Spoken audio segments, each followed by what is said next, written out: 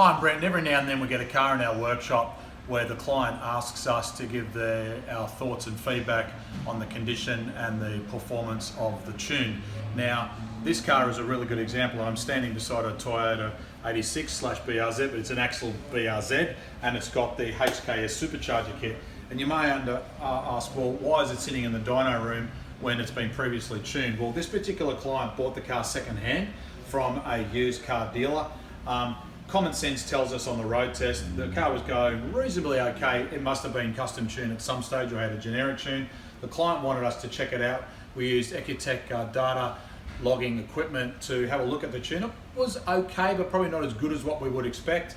The client then asked us to do the complete check of the rest of the car as far as service intervals, and we come up with a package price to get the car on the dyno, check it a bit more, and then we found there was more opportunities to improve it. Now, have a look at the Dyno Graph now, which I'll drop in over the top of this video while I'm talking, and then we'll review it again at this video. So you can see the before and after this Dyno Graph. Now, it's not always easy to tell the before and after of a car, particularly when it's been tuned before, but you can see on that Dyno Graph the dramatic difference in what we would call a tune compared to a good tune. And of course, from our point of view here at MRT, we have been tuning Subarus for now well over 20 years using factory ECU. And of course, the BRZ is a really good example. When it comes to forced induction, small detailed changes can make big differences, as you've seen in that video and that Dyno Graph. So let's just have a look at the kit that's fitted, because this is a HKS Supercharger kit, and there are a lot of choices on the market now, and this one's got a front mount, but effectively what happens is you've got a belt-driven centrifugal supercharger or blower, which is driven off the front of the engine here, and you can see down inside there is the bracketry that connects it all together, and then that compressor assembly, which is effectively half of a turbo, then takes the intake air from down inside the front of the bumper bar here. I think on the original HKS kit, it's got an air intake here which fixed the factory airbox, but someone in the past has modified the air intake to be down inside the bar. But what it does, it draws the air in through the front of the supercharger assembly, compresses it, and then drives it out, down, around through there, through the front man intercooler, around, and then this part here is where it comes back up, and it goes through into the original factory electronic throttle body on the direct injection Subaru engine. And you'll see on the side here is the original fitment of the blow-off valve, which is then a closed system connected to the intake side of the supercharger assembly, which then runs off a vacuum line back into the inlet manifold. So then you get compressed air going into the engine with the ability to generate more power, because the obvious thing is you've got more fuel, oxygen, and intake going into the engine, which then generates more power. And on the outside down the bottom, you've got the other mechanical modifications towards the exhaust side. So you might be saying, well, what is this here? So being a forced induction engine on originally a normally aspirated engine, we all know that there is, as we've said in our previous videos, the tendency of these engines to breathe a bit harder, because the engine was never designed by Subaru or Toyota to be forced induction, so therefore the crankcase breathing system is not designed for positive intake pressure, and you then get the trend of losing engine oil through blow-by.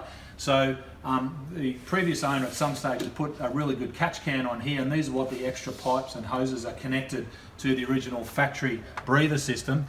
And then you'll find the outlet system up the top here, which that probably goes down to the bottom of the tank. So when the tank fills up with too much oil, the positive pressure going in will then force it out through this hose and then down into the oil filler cap, which has got that fitting on it, so effectively just drains back down into the engine, which is quite a smart way of doing it. And it's a very neat kit on the way it works. We haven't had a chance to look inside it, but that's a good example of a solution to fix a problem. So if you have a look at the rest of the car, it's pretty low, it's a pretty cool looking car, but again, you can see by the Dyno Graph what the improvement is. And what I want to really harp on is not all tunes are the same.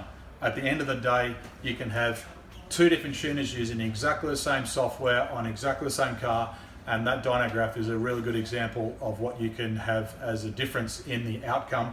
And in this particular situation, we're very proud to be able to give this car back to the client and say, well, you've now got the peace of mind of an MRT custom tune with reliable performance, more power, more throttle response. And you can see on that graph, remember, the blue graph is torque and the green graph is power. and the dark green is what the client has now. The light green is what he originally started with, and the dark blue is what he's got in torque now. And remember, torque is directly related to boost. And of course, you can see that torque graph is a good indication of the boost curve generated by this kit.